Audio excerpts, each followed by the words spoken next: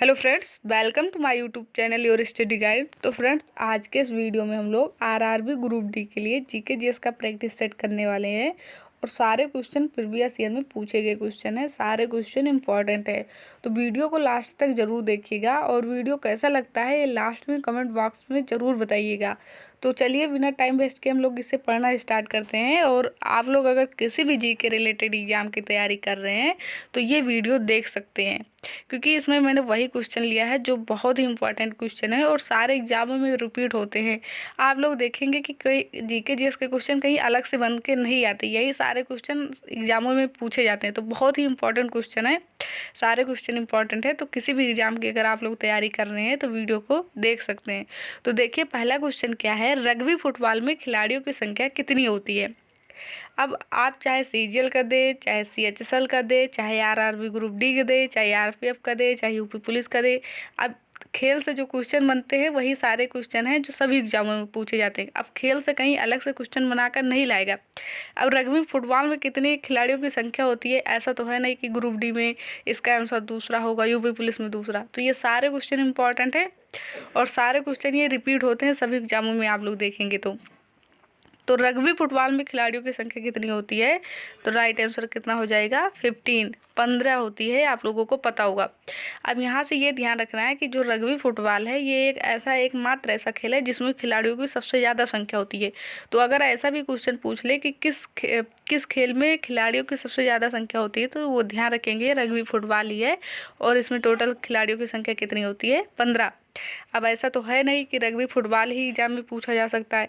तो अब जितने इम्पोर्टेंट खेल हैं उनमें खिलाड़ियों की संख्या कितनी होती है उसको हम लोग एक ट्रिक के माध्यम से देख लेते हैं, जिससे आप लोग कभी भूलेंगे नहीं। ट्रिक क्या ध्यान रखेंगे, P4 बास्केटबॉल वाली ने जिम खोली। ट्रिक अच्छे से ध्यान रखेंगे कि P4 बास्केटबॉल वाली ने जिम खोली। अब P से ध्यान रखेंगे पोलो, और बास्केटबॉल से बास्केटबॉल हो जाएगा, और वालिस हो जाएगा वॉलीबॉल, और नेस हो जाएगा नेटबॉल, जी से हो जाएगा जिम्नास्टिक, और खा से हो जाएगा खो खो। अब ध्यान क्या रख रहा है कि पोलो में 4, बास्केटबॉल में 5, वॉलीबॉल में 6, नेटबॉल में 7, जिम्नास्टिक में 8 और खो खो में 9।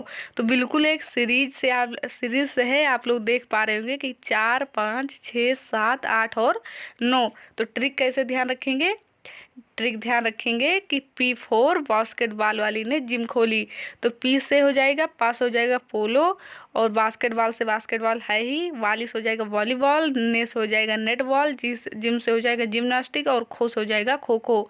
तो यहाँ पर 4, यहाँ पर 5, यहाँ पर 6, यहाँ पर 7, यहाँ पर 8 और यहाँ पर 9। तो यहाँ से आप लोग ध्यान रख पाएंगे। अब यहाँ से ध्यान क्या रखेंगे कि खा से हो जाएगा, खा से होगा, खो से हो जाएगा खो खो, इसमें 9 होते हैं। यहीं से ध्यान रखेंगे कि बेसबॉल जो होता है उसमें भी 9 होता है, और ऐसे जो नेट बॉल है इसमें 7 होता है। यहीं पर ध्यान रखेंगे कि जो कबड्डी होता है उसमें भी 7 होते हैं। तो जैसे आप लोगों को पता होगा, जैसे आप लोग ऐसे दिमाग में रख सकते हैं कि आप किसी से पूछ रहे हैं कि नेट कब ऑन करोगे, तो न से हो जाएगा नेट बॉल और का से हो जाएगा कबड्डी। तो नेट कब ऑन करेंगे, तो ध्यान रखेंगे 7 बजे। ऐसे भी अगर सिर्फ नेट बॉल और कबड्डी को ध्यान रखना है साथ में, तो ऐसे भी ट्रिक अपना सकते हैं कि नेट कब ऑन करोगे, तो कब नेट से ने से हो जाएगा नेट बॉल, का से हो जाएगा कबड्डी। तो दोनों ध्यान रखेंगे, नेट बॉल और कबड्डी में 7 होते हैं, खो खो और बेसबॉल में 9। तो यहाँ से जो आप लोग ट्रिक से ध्यान कर पाएंगे, पोलो, बास्केटबॉल, वॉलीबॉल, नेटबॉल, जिम्नास्टिक और खो खो। खो खो में 9, इसमें 8, इसमें 7, इसमें 6, इसमें 5 और इसमें 4। अब पोलो में 4 होता है, लेकिन वहीं पर पूछ ले कि वाटर पोलो में कितना होता है, तब आप लोग देखिए वाटर को कैसे लिखते हैं, W से लिखते हैं, और W को उल्टा पढ़ेंगे तो क्या हो जाएगा, 3। तो वाटर में यानी कि पोलो में 3 जोड़ देंगे तो हो जाएगा 7। तो 4 और 3 7। ध्यान रखेंगे कि वाटर पोलो में 7 भी होते हैं। तो यहाँ से कंफ्यूज मत हो जाइएगा क्या कि पोलो में 4 होते हैं, लेकिन जब वाटर पोलो पूछ ले तो देखिए इसे उल्टा पढ़ेंगे तो 3 हो जाएगा, और 4 और 3 क्या हो जाएगा, वाटर पोलो में 7। तो यहाँ से बहुत ही इंपॉर्टेंट जो है वो ध्यान रख पाएंगे। खो खो में 9 होते हैं, बेसबॉल में भी 9, और नेट से यहाँ क्या हो जाएगा, नेटबॉल में कितने होते हैं, 7, और कबड्डी में भी 7 होते हैं, ये ध्यान रख पाएंगे। और मैंने यहाँ लिख भी दिया है, आप लोग अच्छे से ध्यान कर पाएंगे कि पास से क्या हो जाएगा, 5 से हो जाएगा पोलो, 4 होते हैं, बास्केटबॉल में 5, वॉलीबॉल में 6, नेटबॉल में 7, जिम्नास्टिक में 8, खो खो में 9। तो बहुत ही इंपॉर्टेंट है, ट्रिक ध्यान रखेंगे। P4 बास्केटबॉल वाली ने जिम खोली, तो बहुत इंपॉर्टेंट है, ये ध्यान रखेंगे। और पूछा जाता है, एक बार अगर आप लोग याद कर लेंगे तो कभी भूलेंगे नहीं। और ये 3 एक साथ ध्यान रखेंगे, जो कि बहुत ही इम्पोर्टेंट है कि हॉकी, क्रिकेट और फुटबॉल में कितने कितने होते हैं। तो 11-11, हॉकी, क्रिकेट, फुटबॉल, ये तीनों अलग से ध्यान रख पाएंगे कि हॉकी, क्रिकेट, फुटबॉल कितने होते हैं, 11।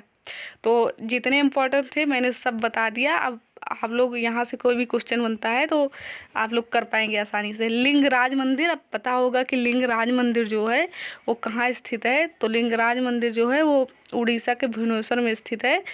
तो बहुत ही इंपॉर्टेंट है, पूछा जाता है उड़ीसा का सबसे बड़ा मंदिर कौन सा है, तो ये लिंगराज मंदिर ही है, जो कि बहुत पूछा जाता है, ध्यान रखेंगे। अब पूरी उड़ीसा में क्या है, आप लोगों को पता होगा कि जो जगन्नाथ मंदिर है, बहुत पूछा जाता है, जो जगन्नाथ मंदिर है वो कहाँ है, पूरी उड़ीसा में। उड़ीसा में पूछा जाता है कहाँ है, तो आप लोगों को पता होगा कि पूरी उड़ीसा में है। और इसमें 3 लोगों की मूर्ति है, पता होगा आप लोगों को, भगवान जगन्नाथ की है, उसके बाद बलभद्र की, और सुभद्रा उनकी बहन की है। तो जगन्नाथ मंदिर कहाँ है, पूरी उड़ीसा में। और लिंगराज मंदिर कहाँ है, भुवनेश्वर में। और आप लोगों को यही से ये भी पता होगा कि ब्लैक पैगोडा जिसे कहते हैं, कोणार्क, उड़ीसा का कोणार्क सूर्य मंदिर जो है वो कहाँ पर है, उड़ीसा में। पूछा जाए कि ब्लैक पगोड़ा किसे कहते हैं, तो आप लोग ध्यान रखेंगे कोणार्क के सूर्य मंदिर को, सूर्य के कोणार्क मंदिर को कहते हैं, और वो कहाँ है, तो उड़ीसा में। लेकिन एक कोणार्क मंदिर कंबोडिया देश में है, जिसे अब आप लोगों को पता होगा कि भारत का 8वां, यानी कि जिसे 8वां अजूबा घोषित किया गया है, वो कोणार्क मंदिर ही है, जो कंबोडिया देश में। तो यहाँ से ये ध्यान रखेंगे, कन्फ्यूज मत हो जाइएगा। ध्यान रखेंगे जगन्नाथ मंदिर कहाँ है, तो पूरी उड़ीसा में है। लिंगराज मंदिर कहाँ है, तो भुवनेश्वर में है। और ब्लैक पगोड़ा जिसे कोणार्क मंदिर कहा जाता है, वो भी कहाँ है, उड़ीसा में। तो इतना ये आप लोग ध्यान रखेंगे। देखिए यहाँ पर कंबोडिया दिया है, तो कंबोडिया देश में क्या है, कोणार्क का सूर्य मंदिर। लेकिन वो जो उड़ीसा में सूर्य मंदिर है वो नहीं है, उसे ब्लैक पगोड़ा कहा जाता है, उड़ीसा वाले। और हम्पी किसकी राजधानी थी, तो विजयनगर साम्राज्य की थी। और ये किस नदी के किनारे है, तो तुंगभद्रा बहुत पूछा जाता है, ध्यान रखेंगे ये, तुंगभद्रा नदी के। तो यहाँ से आप लोग ध्यान रख पाएंगे। और आप लोगों को पता होगा कि खजुराहो मंदिर कहाँ है, तो मध्य प्रदेश, गुजरात। खजुराहो मंदिर कहाँ, तो मध्य प्रदेश में है। और किस वंश ने बनवाया था, तो चंदेल वंश ने बनवाया था। ये सब सारे क्वेश्चन भूलिएगा मत, किसने बनवाया था, तो ध्यान रखेंगे, चंदेल वंश ने बनवाया था। रानी की वाव कितने रुपए के नोट पर छापी गई है। अब ये भी बहुत इम्पोर्टेंट क्वेश्चन बनता है, और कभी रानी की वाव पूछा जाएगा, कभी कोणार्क का सूर्य मंदिर वाला पूछा जाएगा, तो कभी मंगलयान पूछा जाएगा, तो कभी सांची स्तूप पूछा जाता है। तो ये सारे क्वेश्चन बहुत पूछे जाते हैं। तो रानी की वाव कितने रुपए के नोट पर छापी गई, ऑप्शन है 10, 50, 100 या 200। तो राइट आंसर हम लोगों का क्या हो जाएगा, तो राइट आंसर क्या हो जाएगा, रानी की वाव कितने रुपए के नोट पर छापी गई है, तो ध्यान रखेंगे 100 रुपये। अब यहाँ से आप लोगों के यहाँ से सारे क्वेश्चन जितने बनते हैं नोट से, सारे क्वेश्चन हम लोग यहाँ एक ट्रिक के माध्यम से इसे भी देख लेते हैं कि किस रुपए के नोट पर क्या छापा गया है। और ये सारे एग्जाम में क्वेश्चन बनता है, और ये सबसे ध्यान रखना बहुत मुश्किल होता है। तो ध्यान रखेंगे, अगर ट्रिक ध्यान रहेगा तो सब ध्यान रहेगा। देखिए किस नोट पर क्या छापा है, तो ट्रिक ध्यान रखेंगे कि गांधी जी को हरा सलाम। क्या ध्यान रखेंगे, गांधी जी को हरा सलाम। तो गांधी से देखिए, यहाँ से सिर्फ एक, यहाँ से आप लोगों को एक चीज़ ध्यान रखना है, बस यही है शुरुआत वाला, कि ध्यान रखिए कि गांधी जी को किसी ने 20 रुपये दिया और कहा जाओ एलोरा गुफा में। एलोरा गुफा आप लोगों को पता होगा। तो यहाँ से ये ध्यान रखिएगा कि गांधी जी को किसी ने 20 रुपये दिया और बोला ए लो। तो ध्यान रखेंगे कि 20 रुपये के नोट पर एलोरा है। बाकी का से क्या हो जाएगा, ये जी हटा दीजिएगा। का से कोणार्क मंदिर, हा से हम्पी, रा से रानी वाव, सा से सांची स्तूप, और उसके बाद ला से लाल किला, मा से मंगलयान। बस एक आप लोगों को यहाँ से सिर्फ ध्यान रखना है कि गांधी जी वाला ध्यान रखेंगे कि गांधी जी को किसी ने 20 रुपये दिया और बोला ए लो, तो यहाँ से सिर्फ एक को ध्यान रखना कि एलोरा 20 रुपये के नोट पर छपी है। बाकी सारे को आसानी से ध्यान रख पाएंगे। क से कोणार्क मंदिर, हा से हम्पी, रा से रानी की वाव, स से सांची स्तूप, ला से क्या हो जाएगा लाल किला, मा से मंगलयान। और बिल्कुल सारे अब सीरीज से है भी यहाँ। कैसे ध्यान रखेंगे, देखिए कैसे ध्यान रखना है। जो कोणार्क है वो 10 रुपये पर है, हम्पी कितने रुपए पे है, अब 20 हो ही गया तो 50 का डायरेक्ट आएगा क्योंकि 40 का 30 का तो होता नहीं नोट। और रानी की वाव 50 के बाद 100 रुपये का नोट ही चलता है, आप लोगों को पता है। सांची के स्तूप और 100 के बाद 200 का नोट ही चलता है, पता है। उसके बाद जो लाल किला है 200 के बाद कितने रुपए के नोट होते हैं, 500 के, और 500 के बाद अब डायरेक्ट 2000 हो गया क्योंकि 1000 का नोट बंदी हो गया है। तो अब देखिए बिल्कुल 10 के बाद 50, 50 के बाद 100, 100 के बाद 200, 200 के बाद 500, 500 के बाद 2000। तो बिल्कुल सब एक बिल्कुल सीरीज से है, इससे आसानी से ध्यान रख पाएंगे कि गांधी जी को हरा सलाम। बस यहाँ से ध्यान रखिएगा कि गांधी जी को किसने 20 रुपये दिया और बोला एलो, तो ध्यान रखेंगे 20 रुपये के नोट पर एलोरा है। बाकी कोणार्क 10 पर है, हम्पी 50 पर है, रानी की वाव 100 पर है, सांची स्तूप 200 पर है, और लाल किला 500 पर है, और मंगलयान 2000 के नोट पर है। बिल्कुल मैंने यहाँ पर लिख भी अच्छे से दिया है जिससे आप लोग आसानी से समझ पाएंगे। कोणार्क मंदिर 10, कोणार्क मंदिर 10, हम्पी 50, रानी की वाव 100, सांची स्तूप 200, लाल किला 500 और मंगलयान 2000। ये बहुत एग्जाम में पूछा जाता है तो अच्छे से इसको ध्यान रखेंगे, बहुत ही इम्पोर्टेंट है। अगला क्वेश्चन देख लीजिए क्या है, भारतीय राष्ट्रीय कांग्रेस का पहला अधिवेशन कहाँ हुआ था। अब यहाँ से भारतीय राष्ट्रीय कांग्रेस से बहुत क्वेश्चन पूछे जाते हैं। सबसे पहले पूछा जाता है कि इसकी स्थापना स्टैब्लिश ये कब हुआ, तो ये तो ध्यान रखेंगे 28 दिसंबर 1885। कब हुआ, 28 दिसंबर 1885 को हुआ था। एओ ह्यूम जो थे वो इसके हेड थे, आप लोगों को पता होगा। और इसके प्रथम अध्यक्ष कौन बनाए गए थे, इसकी स्थापना किसने की थी, तो एओ ह्यूम जी ने की थी। और इस समय जो आप लोगों को पता होगा कि गवर्नर कौन था, तो डफरिन था, ये भी ध्यान रखेंगे। गवर्नर कौन था इस समय, डफरिन पूछा जाता है। स्थापना 28 दिसंबर 1885 में हुई थी। और गोकुलदास संस्कृत एक विद्यालय था, वहाँ पर हुई थी मुंबई में। कहाँ हुई थी, मुंबई में। और इसके पहले अध्यक्ष कौन बनाए गए थे, तो WC बनर्जी, व्योमेश बनर्जी जी बनाए गए थे, ये भी ध्यान रखेंगे। उसके बाद यहाँ से ध्यान जो रखना है कि इसकी बैठक कहाँ हुई थी। अब यहाँ से ये पूछा जाएगा पहली बैठक कब हुई थी, इसके पहले मुस्लिम अध्यक्ष कौन थे, और इसके बाद पूछा जाएगा पहली महिला हेड कौन थी, उसके बाद पूछा जाएगा पहली महिला हेड कौन थी, पूछा जाता है गांधी जी ने किस अधिवेशन की अध्यक्षता की थी। तो कांग्रेस से बहुत क्वेश्चन बनते हैं, तो यहाँ पर हम लोग कुछ ध्यान रखेंगे। एक ट्रिक ध्यान रखेंगे आप लोग, बकमई, क्या ध्यान रखेंगे, बकमई। ये 4 ऐसी अधिवेशन हुआ था जो बहुत पूछा जाता है। पहला बम्बई में हुआ था, दूसरा कानपुर में, तीसरा कहाँ हुआ था, मद्रास में, और चौथा इलाहाबाद में। ये 4 ध्यान रखेंगे, बहुत पूछा जाता है। पहला 1885 में हुआ था, पहला 1885, फिर 86, फिर 87, फिर 88। ये 4 अधिवेशन ध्यान रखना है, 1885, 1886, 1887 और 1888। पहला बम्बई में हुआ था, दूसरा कलकत्ता में, तीसरा मद्रास में, और चौथा इलाहाबाद में हुआ था। पहले के हेड कौन थे, पहले के हेड ध्यान रखेंगे आप लोग कौन थे, तो पहले के हेड व्योमेश बनर्जी जी थे, दूसरे के दादा भाई नौरोजी जी थे, और तीसरे के जो हेड थे वो कौन थे, तो बदरुद्दीन तैयब थे। कौन थे, बदरुद्दीन तैयब। और जो चौथे थे वो कौन थे, तो जॉर्ज यूले। तो पूछा जाता है कि पहले मुस्लिम अध्यक्ष कौन बनाए गए थे, वो बदरुद्दीन तैयब जी बनाए गए थे 1887 में। और पहले अंग्रेज कौन बनाए गए थे, जो गैर भारतीय थे, पूछा जाता है पहले अंग्रेज कौन थे, तो जॉर्ज यूले थे, जो कि इलाहाबाद में हुआ था, उसके अध्यक्ष बनाए गए थे। कब, तो 1888। ये सारे क्वेश्चन ध्यान रखेंगे, बहुत इंपॉर्टेंट है। पहली महिला अध्यक्ष पूछा जाए तो आप लोग ध्यान रखेंगे एनी बेसेंट। और पहली महिला भारतीय कौन अध्यक्ष बनाई गई थी, वो सरोजिनी नायडू। तो ये बहुत इंपॉर्टेंट है, इसको आप लोग ध्यान रखेंगे। तो पहला कहाँ हुआ था, मुंबई में हुआ था, दूसरा कहाँ हुआ था, कलकत्ता, तीसरा कहाँ हुआ, मद्रास, और चौथा कहाँ हुआ था, इलाहाबाद। तीसरे के जो हेड बनाए गए थे वो बदरुद्दीन तैयब थे 1887 में, गैर भारतीय। और पहले जो अंग्रेज थे वो 1888, कौन थे, जॉर्ज यूले। तो यहाँ से आप लोगों के सारे क्वेश्चन क्लियर हो गए होंगे। तो बहुत इम्पोर्टेंट है, ध्यान रखिएगा। पहली महिला जो भारतीय बनाई गई थी अध्यक्ष, वो सरोजिनी नायडू जी थे। और पता होगा सरोजिनी नायडू जो हैं वो भारत की पहली महिला मुख्यमंत्री भी थी यूपी की। तो ये बहुत इंपॉर्टेंट क्वेश्चन है, सारे क्वेश्चन आप ध्यान रखेंगे। तो इस क्वेश्चन का आंसर क्या हो जाएगा? भारतीय राष्ट्रीय कांग्रेस का पहला अधिवेशन कहाँ हुआ था? तो बम्बई में। कब हुआ था? 1885 में। ध्यान रखेंगे, बिमोश चंद्र बनर्जी जी इसके हेड थे। आइए देखिए नेक्स्ट क्वेश्चन। नेक्स्ट क्वेश्चन क्या है? भारत में कितने जैवमंडल आरक्षित क्षेत्र हैं? तो 18। ये ऐसे सिंपल सा क्वेश्चन पूछा जाता है, आप लोग ध्यान रखेंगे। क्वेश्चन नंबर 6 क्या है देख लीजिए। निम्नलिखित में से कौन 3 प्रकार की प्रमुख शैलों में से एक नहीं है?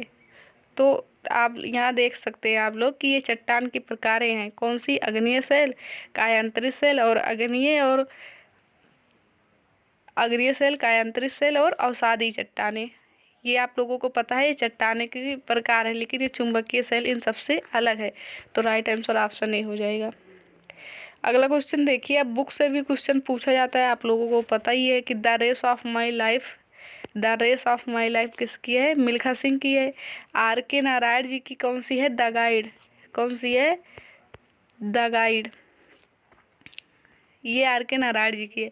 आयुष्मान खुराना जी की बहुत पूछा जाता है, एमटीएस में पूछा गया था प्रीवियस ईयर में, आप लोगों को पता है कि cracking the code my journey in Bollywood किसकी है?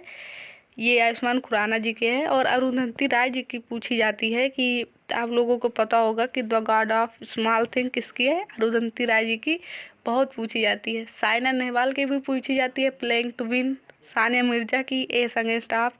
अडोल्फ हिटलर, माइकॉफ। मेजर ध्यानचंद्र जी की पूछी जाती है आत्मकथा, उनकी कौन सी है? गोल है। प्लेइंग इट माई वे किसकी है? तो सचिन तेंदुलकर जी की खुल्लम खुल्ला। ऋषि कपूर की है, पूछा जाता है। द किस ऑफ माई लाइफ किसकी है? तो इमरान हाशमी। अनुपम खैर की कौन सी है? आप लोगों को पता होगा, your best day is today. तो ये सारी पुस्तकें बहुत पूछी जाती है, ध्यान रखिएगा। अरविंद अडे की कौन सी है? द व्हाइट टाइगर, बहुत पूछा जाता है। युवराज सिंह की कौन सी है? The test of my life. Exam warrior किसकी है? तो मोदी जी की है, पूछा जाता है, ये भी आप लोगों को पता होगा। अगला क्वेश्चन देखेंगे हम लोग। खजुराहो के मंदिर, मैंने ऊपर बताया था ये आप लोगों को, किस राजवंश ने बनवाया था? तो चंदेल राजवंश ने बनवाया था। कहाँ है? तो ये एमपी में है। और एमपी में ही मध्य प्रदेश में आप लोगों को पता होगा कि बहुत सारे नेशनल पार्क है। पन्ना, उसके बाद सतपुड़ा, माधोगढ़, बांधवगढ़ और संजय, और ये सारे बहुत ही इंपॉर्टेंट है। कान्हा, जो कृष्ण भगवान के नाम है सारे, वो मध्य प्रदेश में ही है और बहुत पूछा जाता है, ध्यान रखिएगा। अगला देखेंगे हम लोग। मानव शरीर का तापमान कितना होता है? तो 37 डिग्री सेल्सियस होता है, ध्यान रखेंगे। कितना होता है? 37 डिग्री सेल्सियस, 98.6 फ़ारेनहाइट या 310 केल्विन।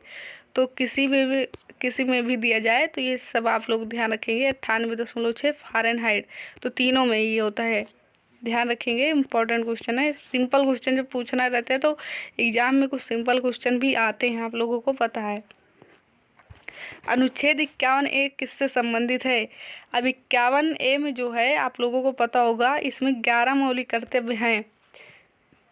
देखिए पहले 10 ही मौलिक कर्तव्य थे, लेकिन 86वां संविधान संशोधन जब हुआ था 2002 में, तो इसमें क्या हुआ था? 11वां मौलिक कर्तव्य जोड़ा गया, 51 के जोड़ा गया।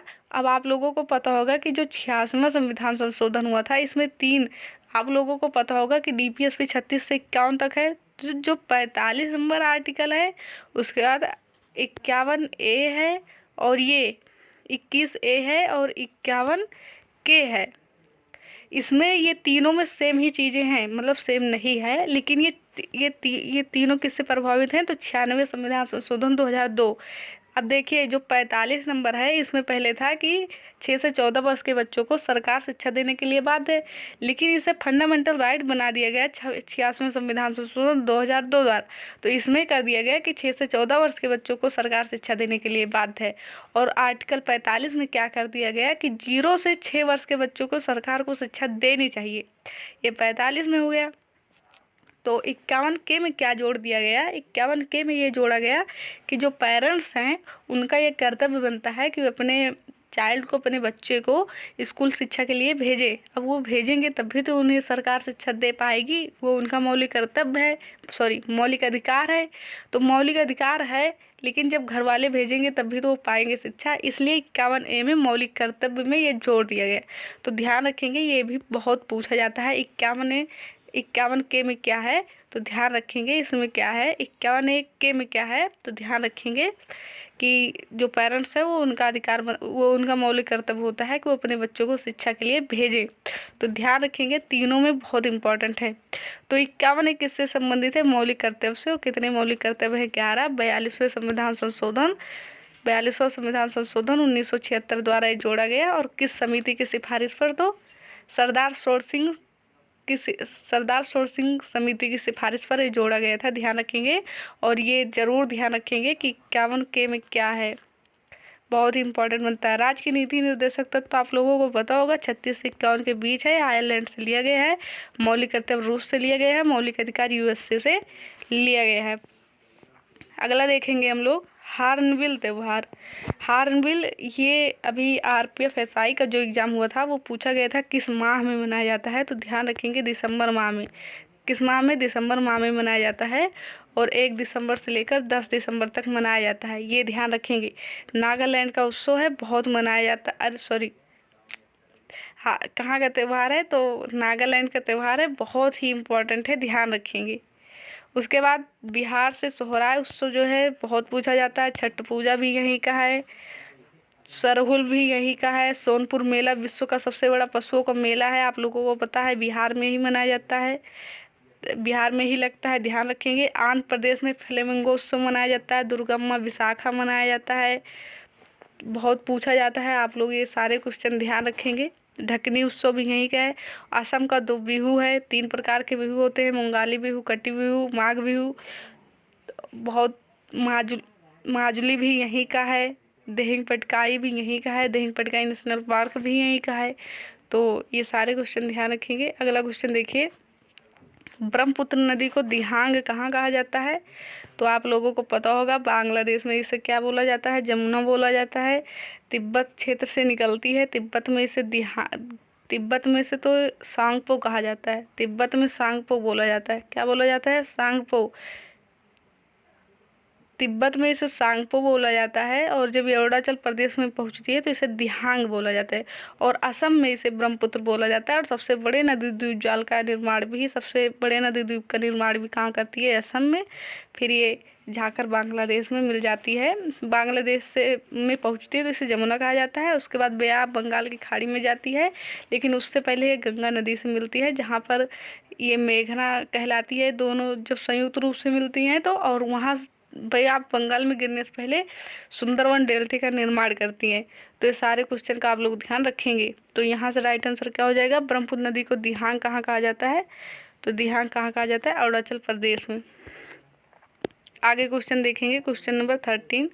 क्वेश्चन नंबर 13 क्या है, यामिनी कृष्णमूर्ति का संबंध किस क्लासिकल डांस से है, तो ध्यान रखेंगे कि जो भरतनाट्यम में है, भरतनाट्यम प्लस कुचिपुड़ी दोनों से है, ध्यान रखेंगे। तो ऑप्शन में भरतनाट्यम है, तो यहाँ भरतनाट्यम ध्यान रखेंगे। भरतनाट्यम के कुछ प्रसिद्ध कलाकार हैं, आप लोगों को पता होगा, यामिनी कृष्णमूर्ति, वैजंती माला, रुक्मिणी देवी अरुंडेल, पद्मा सुब्रमण्यम, अल्लारमेल बेल्ली, टी बाला सरस्वती। ये सभी बहुत पूछी जाती हैं, इन सभी का आप लोग नाम ध्यान रखेंगे। तो यहाँ यामिनी कृष्णमूर्ति जी का आप लोगों को पता होगा 2024 में निधन हुआ है, तो ये बहुत ही पूछे जाएंगे, ध्यान रखेंगे आप लोग। और डॉक्टर जाकिर हुसैन तबला वादक थे, प्रसिद्ध तबला वादक, इनका भी निधन हो गया है, ये भी ध्यान रखेंगे, वो भी बहुत पूछे जाएंगे। ये सारे क्वेश्चन ध्यान रखेंगे। और यामिनी कृष्णमूर्ति जी से ध्यान रखेंगे कि आ पैशन ऑफ डांस, इनकी ऑटोबायोग्राफी है, ये भी पूछी जा सकती है। WHO का मुख्यालय हेडक्वार्टर कहाँ है, तो जिनेवा में है, आप लोगों को पता होगा। रोम में किसका है, FAO का है। और वाशिंगटन DC में किसका है, तो ध्यान रखेंगे वर्ल्ड बैंक और IMF दोनों का है, IMF का